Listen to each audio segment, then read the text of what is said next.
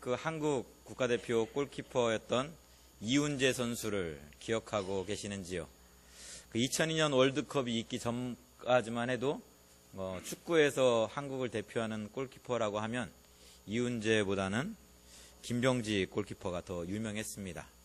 골 넣는 골키퍼, 축구의 패션을 가지고 온 선수, 꽁지머리, 여러 가지 별명을 가지고 참 유명했고 지금도 참 유명한 선수입니다.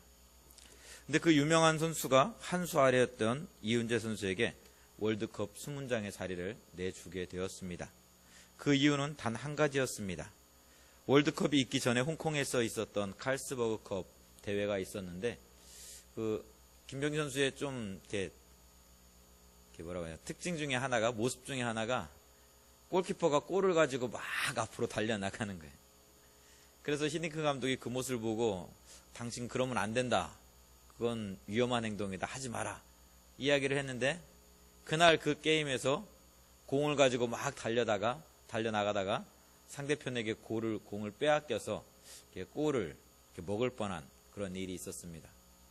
그 이후에 월드컵 대표로 뽑히기는 했지만 월드컵 내내 그 수문장의 자리는 김병지가 아닌 이훈재의 자리였습니다.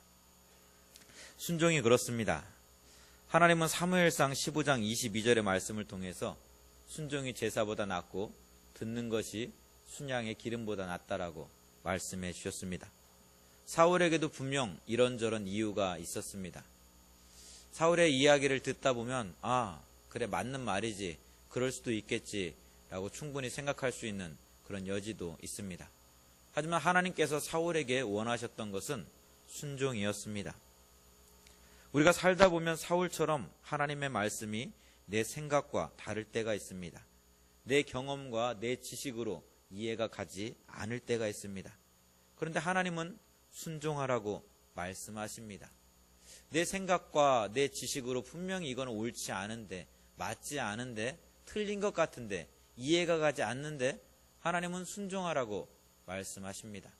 여러분 어떻게 하시겠습니까? 이때 필요한 것이 하나님이 우리에게 주신 믿음이라는 선물입니다. 내 하나님이 나를 사지로 몰아넣지 않는다라는 믿음. 설령 내가 사망의 음침한 골짜기를 걸어가고 있다 할지라도, 사망의 음침한 골짜기 앞에 섰다 할지라도 주의 지팡이와 막대기가 나를 지키시고 붙잡아 주실 것이라는 믿음. 이 믿음을 붙잡고 지식으로도 경험으로도 이해할 수 없는 그 강을 건널 때 우리는 순종의 삶을 살 수 있습니다. 그렇지 않고 내가 이해하는 것만, 내 경험으로 옳은 것만, 내 지식으로 맞다고 생각되는 것만 순종하라 한다면 그 사람을 하나님을 믿는 믿음으로 사는 것이 아니라, 말씀을 믿는 믿음으로 사는 것이 아니라, 내 지식을 믿는 믿음으로, 내 경험을 믿는 믿음으로, 내 생각을 믿는 믿음으로 살아가는 사람일 뿐입니다. 창세기 12장에서 하나님은 갈대아 우르를 떠나 아브라함을 통해 갈대아 우르를 떠나 내가 내게 지시할 땅으로 가라고 말씀을 하십니다. 또한 죽은 몸 같았던 아브라함과 사라의 몸을 통해서 내 후세를 낳게 할 거라고 또 말씀하십니다. 그리고 믿기 힘든 그 과정을 거쳐서 주신 아들인데 하나님은 그 아들을 번제로 바치라 말씀하십니다. 어느 것 하나 인간의 생각으로 이해할 수 없는 그런 명령들입니다. 당시 정든 고향 땅을 떠난다는 것은 공동체에서 내침을 받는다는 이야기입니다. 공동체에서 내침을 받는다는 것은 언제든지 적들에게 정말 죽임을 당할 수 있는, 사륙을 당할 수 있는 그런 위험에 노출된다는 이야기입니다. 그런데 하나님은 그 공동체의 보호 그늘 아래 있던 아브라함을 향해서 떠나라는 거예요. 그 공동체의 보호 아래서 떠나라는 거예요. 내가 너를 지켜줄 것이니까 떠나라고 주님은 말씀하십니다. 그래서 아브라함은 그 정든 고향 땅을 떠나게 됩니다. 고향을 떠나서 어느 정도 살만해졌습니다. 이제 가문을 이을 후사가 필요했습니다. 그동안에 만들어 놓았던 이 부를 좀 이어갈, 이 가문의 대를 이어갈 사람이 필요했습니다. 그래서 그 후사를 얻기를 기도했는데 하나님은 내 종이 아니라 내 몸에서 태어날 내 아들을 통해서 너의 대를 잇겠다라고 말씀을 하십니다. 하나님, 내 몸은 마른 장작 같은데요. 내 아내의 몸은 이미 마른 장작과 같은데요. 어떻게 이 몸에서 아들을 얻을 수 있단 말입니까? 말이 안 되는 이야기죠. 근데 하나님은 믿으라고 말씀하십니다. 믿고 나아가라 말씀하십니다. 그리고 약속처럼 하나님은 아브라함을 통해서, 사라를 통해서 이삭을 선물로 주셨습니다. 얼마나 기뻤으면, 얼마나 정말 행복했으면, 이스마엘도 아브라함의 아들이잖아요. 하갈의 몸에서 난 이스마엘도 분명 아브라함의 아들입니다. 근데 그 이스마엘이 이게 돌이 된 이삭을 괴롭힌다고 해서 쫓아내버립니다. 만약에 여기 있는 분들 중에 아브라함의 마음을 가지고 있는 분이 한 분이라도 계시다면 먼저 태어난 아이들은 다 쫓김을 당해야 됩니다. 저희 딸 희수가 7살이고 이제 8살 됐죠. 그리고 유수가 2살 됐습니다. 6살 차이입니다. 사람들은 이야기하죠. 나이 차이가 많으니까 질투를 하지 않겠네요. 근데 안 그렇습니다. 질투를 합니다. 자기가 기도해서 난 동생이라고 막 누구보다도 더 사랑하고 좋아하는데 한 번은 아이 인형을 가지고 유수 머리를 톡톡 치는 거예요. 그래갖고 너 왜 그러니? 했더니 그냥 했다는 거예요. 미워서 했다는 거예요. 근데 이 아이가 미워하지 않거든요. 근데 엄마가 이 자기 동생만을 막 돌보고 있으니까 그게 질투심이 생겼던 거예요. 큰아이들이 다 갖고 있는 모습입니다. 아브라함이라면 희수를 내쳐야 되겠죠. 먼저 난 자식들은 다 내쳐야 되겠죠. 너무나 당연한 모습인데, 이스마엘이 이삭을 질투하는 것은 너무나 당연한 모습인데 아브라함은 이스마엘을 내어 쫓습니다. 내 목숨보다도 더 소중한 아이가 이삭이었기 때문입니다. 그런데 그 아들 이삭을 하나님은 번제로 바치라 말씀하십니다. 내 목숨보다도 더 소중한 아이인데 차라리 나를 번제로 드리라고 하면 그렇게 순종하겠는데 내 아들 이삭을 하나님은 번제로 바치라 말씀을 하십니다. 당시 몰렉에게 자식을 바치던 모습이 있었기에 이삭을 번제로 바치라는 말이 전혀 엉뚱한, 이해가 가지 않는 그런 말이 아니었습니다. 우리나라에도 그런 이야기들 많이 있지 않습니까? 제일 유명한 이야기 중에 그 심청이가 아버지 눈을 뜨게 하기 위해서 그 용왕에게 바쳐지는, 그래서 바닷물에 퐁당 빠지는 그런 전설의 고향 같은 이야기가 있지 않습니까? 그래서 이 전혀 엉뚱한 이야기가 아닌 거예요. 근데 아브라함의 입장에서 생각해 보십시오. 차라리 없었으면 모르겠는데 모든 것을 다 포기하고 있는 그 상황에서 얻은 아들인데, 전혀 할 수 없다라고 생각하는 그 자리에서 얻은 아들인데 하나님이 그 아들을 바치라고 말씀하십니다. 그런데 아브라함은 이 바치라는 하나님의 말씀 앞에 순종합니다. 그리고 이삭과 함께 모리아 산으로 올라갑니다. 산 중턱쯤 올라갔을까요? 아들이 아버지에게 묻습니다. 아버지, 번제에 쓸 나무도 여기 있고 불도 있는데 이제는 태워드릴 어린 양이 어디에 있습니까? 이삭도 알지요. 번제라는 것이 양을 잡아서 불태워 드린다는 것을, 아버지가 늘 드리던 그 제사를 보았기에, 지켜보았기에 번제가 어떤 것이라는 것을 알고 있습니다. 그래서 번제에 사용될 양이 어딨냐라고 아버지에게 묻습니다. 이 아들의 질문에 아버지가 대답합니다. 하나님이 친히 준비하실 거야. 올라가자. 그렇게 침묵 가운데 모리아산 꼭대기에 올라갔습니다. 산에 올라가 제단을 쌓고 번제할 어린 양을 잡아야 될 그 시간에 아버지는 아들의 손을 묶습니다. 그리고 쌓아놓은 그 제단 위로 아들을 올려놓고 칼을 높이 쳐듭니다. 분명 아버지는 하나님께서 친히 준비하신다라고 말씀하였는데, 분명 아버지는 하나님께서 자신을 위해서 친히 준비하신다라고 말씀하였는데 그 친히 준비한 어린 양이 나란 말인가? 아니, 아버지가 생각했던 그 어린 양이 바로 나란 말인가? 너무나 복잡한 순간입니다. 너무나 이해할 수 없는 상황입니다. 아버지가 왜 이럴까? 왜 아버지가 갑자기 나에게 이러는 걸까? 정말 생각하기도 싫은 끔찍한 그런 상황입니다. 지금까지 아버지가 믿고 순종했던 하나님이 준비하신 그 어린 양이 아들이었다니, 나라니 생각할 수도 없는 그런 상황입니다. 그런데 아버지는 이해할 수 없는 이 사건 앞에서 칼을 들어 순종하고 있습니다. 히브리서 기자의 고백처럼 죽은 아들을 다시 살려서라도 하나님께서 그 이삭을 통해서 나의 대를 잇겠다라고 하신 그 약속을 이루실 거라는 그 믿음의 고백을 가지고 말입니다. 그때 친히 자기를 위하여 어린 양을 준비하시는 그 하나님께서 아브라함에게, 이삭에게 말씀하십니다. 그 아이에게 내 손을 대지 말라. 그에게 아무 일도 하지 말라. 내가 내 아들 내 독자까지도 내게 아끼지 아니하였으니 내가 이제야 내가 하나님을 경외하는 줄 아노라. 이 말씀 앞에 정신을 차리고 옆을 돌아보니 수풀에 걸려있는 어린 양이 한 마리 있습니다. 아버지가 가뭄을 피해 애굽으로 도망갔다가 어머니를 빼앗길 뻔한 이야기에서부터 내가 어떻게 태어났는지에 대해서 그 아버지에게 수없이 이야기를 들었습니다.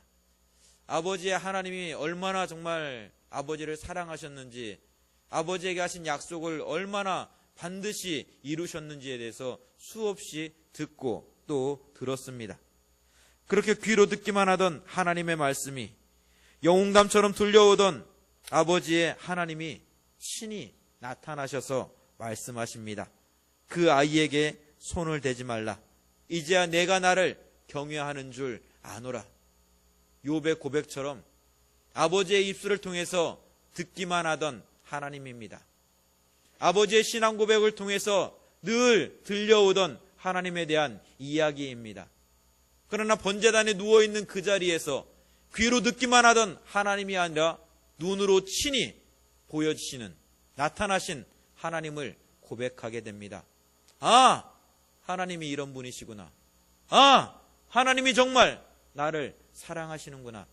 하나님의 약속은 신실하시구나 라고 말입니다. 그렇게 시간이 지나고 이제는 내가 아버지의 자리에서 한 가문을 이끌어야 될 위치가 되었습니다.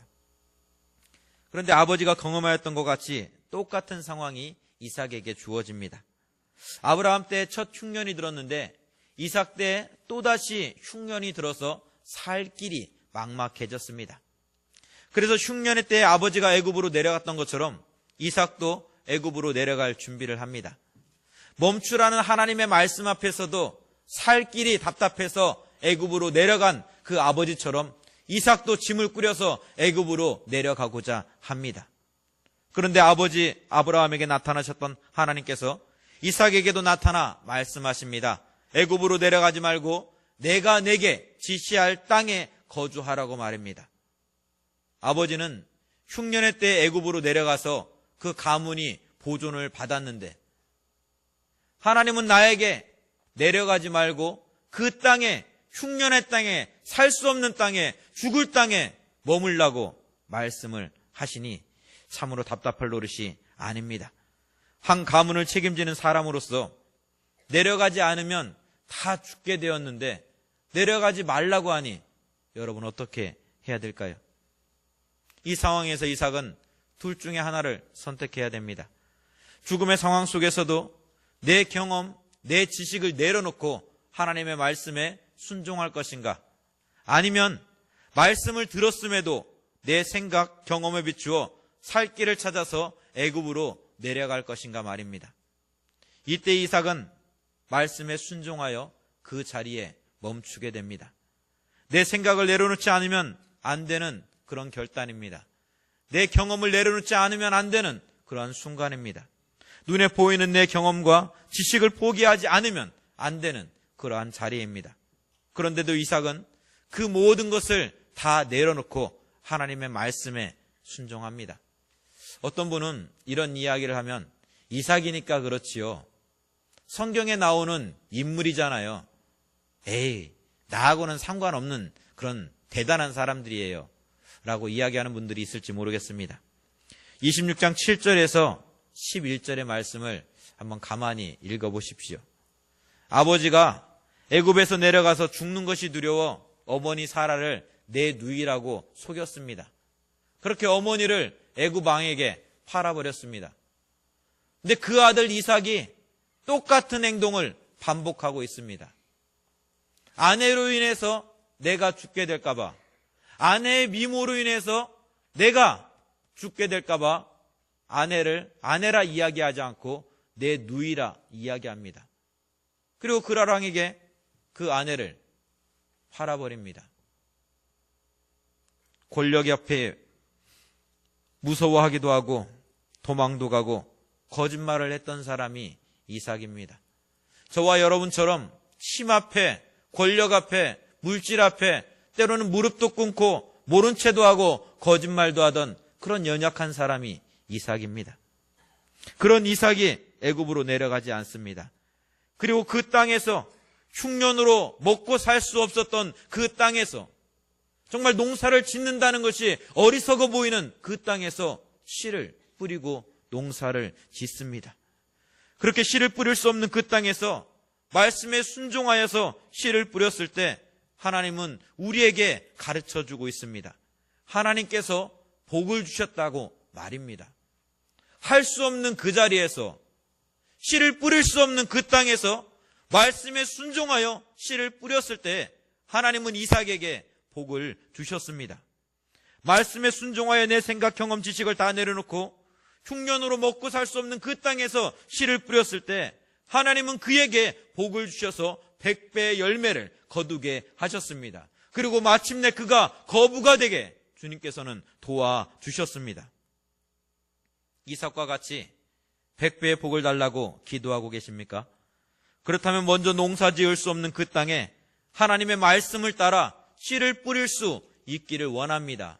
내 생각에는 도망가야 되는데, 내 생각에는 피해야 되는데 하나님이 멈추라 한다면 내 생각과 내 지식과 내 경험을 내려놓고 그 땅에 씨를 뿌리며 기도할 수 있는 저와 여러분이 될 수 있기를 원합니다. 신방을 하는데 어떤 분이 이런 말씀을 하시더라고요. 이제 내려갈 때까지 다 내려갔는데 더 이상 내려갈 바닥도 없는데 그 자리에서 한번 믿음으로 결단했으면 얼마나 좋을까. 그런데 그 믿음의 결단이 없이 또 피해가네, 또 도망가네. 그 모습이 너무나 안타깝습니다. 맞습니다. 농사 지을 수 없는 그 땅입니다. 흉년이 들어서 애굽으로 내려가지 않으면 살 길이 없는 그 땅입니다. 그 자리에서 이삭은 말씀에 순종하여 믿음의 결단을 하였습니다. 그 믿음의 결단 가운데 하나님은 복을 주시고 100배의 열매를 허락하셨습니다. 그렇게 이삭이 거부가 되었을 때 그랄 왕 아비멜렉의 견제가 들어옵니다. 농사하여 기반을 잡았는데 그 땅을 떠나라는 거예요. 아니 어떻게 이룬 정말 부인데, 어떻게 이룬 명예인데 떠나라고 하니 답답할 노릇입니다. 그런데 어떻습니까? 힘이 없습니다. 아비멜렉이 힘이 있습니다. 힘 있는 사람이 와서 힘으로 떠나라 하니 살려면 떠날 수밖에 없습니다. 그래서 모든 기반 다 내려놓고 그랄 골짜기로 도망치듯 떠나게 됩니다. 근데 참으로 놀라운 것은요, 그 골짜기에서 땅을 파는데 우물이 나오는 거예요. 당시 우물은 부의 상징입니다. 양을 치려 해도 농사를 지으려 해도 물이 귀한 지역이었기에 우물은 부의 상징이었습니다. 근데 이삭이 땅을 파면 우물이 나오는 거예요. 땅을 파면 우물이 나오는 거예요. 그러니까 세민한 이 그랄랑이 사람들을 보내서 그 우물을 다 막아버리는 거예요. 막아버리고 쫓아내고, 도망가서 또 땅을 파면 또 우물이 나오고, 쫓아내고, 또 다시 도망가서 우물을 파놓으면 또 우물이 나오고, 물이 나오고, 에셋에서도, 신라에서도, 르호봇에서도 땅을 파니까 우물이 나오는 거예요. 근데 우물이 나오는 데마다 쫓아와서 그 우물을 메꾸고 막 쫓아내는 거예요. 그렇게 계속해서 쫓겨다닙니다. 그런데요, 부엘세바의 자리를 잡고 정말 이곳에서도 쫓겨나고 저곳에서도 쫓겨나고 그 브엘세바의 자리를 잡고 있는데 아버지 아브라함에게 찾아오셨던 그 하나님이 이삭에게도 찾아와서 말씀을 하십니다. 두려워하지 말라. 내 종 아브라함을 위하여 내가 너와 함께 있어 내게 복을 주어 내 자손이 번성하게 하리라. 타지에서 간신히 자리를 잡았습니다. 정말 눈물 콧물 서러움 다 빼내고 간신히 자리 잡아서 먹고 살만한데 힘 있는 사람이 와서 나가라 이야기합니다. 어쩌겠습니까? 나가야지요. 힘이 없어서 백이 없어서 돈이 없어서 그렇게 쫓겨다니고 있는데 하나님이 찾아와서 말씀하십니다. 두려워하지 말라. 내가 너와 함께 있어 내게 복을 주어 내 자손이 번성하게 하리라. 분명 모리아산에서 만났던 하나님입니다. 귀로만 듣던 하나님이 아니라 눈으로 보고 내 손으로 만졌던 그 하나님입니다. 그 하나님께서 찾아와 말씀하십니다. 두려워하지 말라고. 내가 너에게 복을 주어서 너와 함께 할 것이라고 말입니다. 얼마나 큰 위로입니까? 얼마나 큰 감사입니까? 그래서 이삭은 그 자리에 제단을 쌓고 하나님을 예배합니다. 무너진 제단을 수축하고 예배하며 다시 일어나 우물을 팝니다. 하나님의 약속을 믿으며 다시금 일어나 그 땅에 씨를 뿌립니다. 근데 놀라운 것은 이 일이 있고 난 후에 그랄 왕 아비멜렉이 이삭을 찾아옵니다. 깜짝 놀랬죠. 여기서도 또 나를 쫓아내려 하는 건가? 근데 분명 나를 괴롭히고 쫓아냈던 사람인데 아니 당신이 여기 왜 왔습니까? 물을 수밖에 없었습니다. 근데 아비멜렉의 대답이 참으로 기가 막혀요.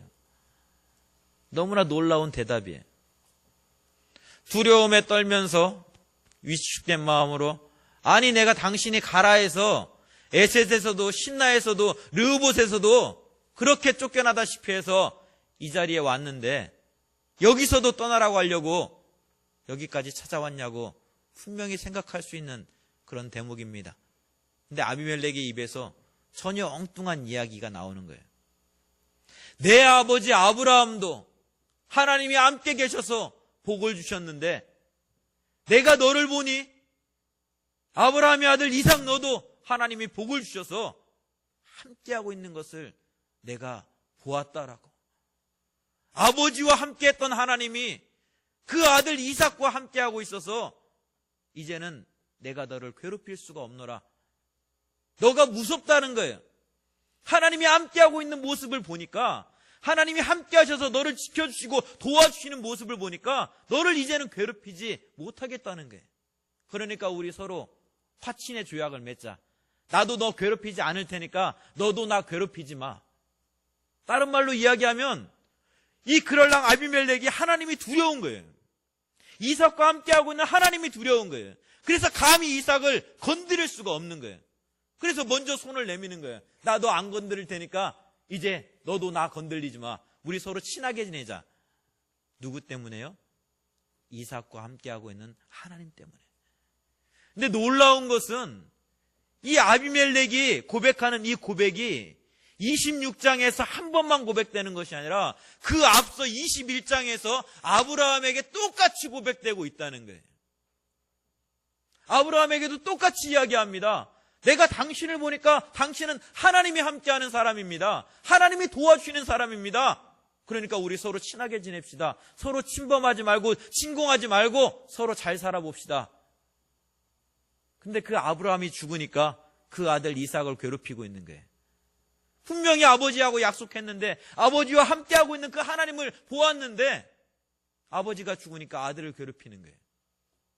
근데 놀라운 것은 아버지와 함께했던 하나님이 그 아들에게도 똑같이 함께하고 있는 거예요. 사랑하는 성도 여러분, 이 놀라운 은혜가 여러분의 가정에서 경험되어지기를 원합니다. 여러분과 함께 하셨던 그 하나님이 여러분과 함께 하셨던 동행하셨던 그 하나님이 여러분의 자녀들의 삶 속에서도 그대로 고백되어지고 함께 할 수 있기를 원합니다. 원수마귀가 한 길로 왔다가 하나님이 함께 하심을 보고 7길로 도망가는 역사가 여러분을 통해서, 여러분의 자녀를 통해서, 여러분의 삶의 모습을 통해서 나타날 수 있기를 원합니다. 순종은 믿음이 없이는 건널 수 없는 강입니다. 내 지식 경험이 아닌 온전히 하나님 아버지를 믿지 않고는 건널 수 없는 강이 순종의 강입니다. 우리 주님의 십자가도 그러했습니다. 창조주이신 우리 주님께서 인간의 몸으로 피조물의 모습으로 어떻게 이 땅에 오실 수 있었습니까? 아무 죄 없으신 그분이 왜 십자가에서 온갖 조롱과 멸시를 당해야 했습니까? 로마서 5장 19절은 우리에게 말씀합니다. 한 사람이 순종하지 아니함으로 많은 사람이 죄인 된 것 같이 한 사람이 순종하심으로 많은 사람이 의인이 되리라. 이삭의 순종이 100배의 열매를 얻는 열매를 가져왔다면 우리 주님의 순종은 죽었던 죄인들을 구원하는 생명의 열매, 구원의 열매, 영생의 열매를 우리에게 허락해 주셨습니다. 이 사순절은 순종의 십자가를 지신 우리 주님을 바라보는 시간입니다. 주님의 순종으로 허락된 구원의 열매가 내 것임을 고백하며 감사하는 그러한 시간입니다. 하나님께서 허락하신 믿음의 끈을 붙잡고 이 순종의 강을 건널 수 있는 저와 여러분이 될 수 있기를 원합니다. 그 자리에 죄와 사망의 법이 아니라 생명의 성령의 법이 함께하고 있음을 우리는 보게 될 것입니다. 오늘 헌신을 다짐하는 우리 칠남선교 회원 여러분, 이삭의 복을 기도하고 있습니까? 하나님, 우리 아이들에게도 정말 나의 삶 속에서도 이삭과 같이 100배의 복을 주십시오 라고 기도하고 있습니까? 씨를 뿌릴 수 없는 그 땅에 순종함으로 씨를 뿌릴 수 있기를 원합니다. 그 길이 생명의 길이요, 구원의 길이요, 하나님의 영광이 나타나는 자리가 될 줄 믿습니다. 우리 같이 기도하겠습니다.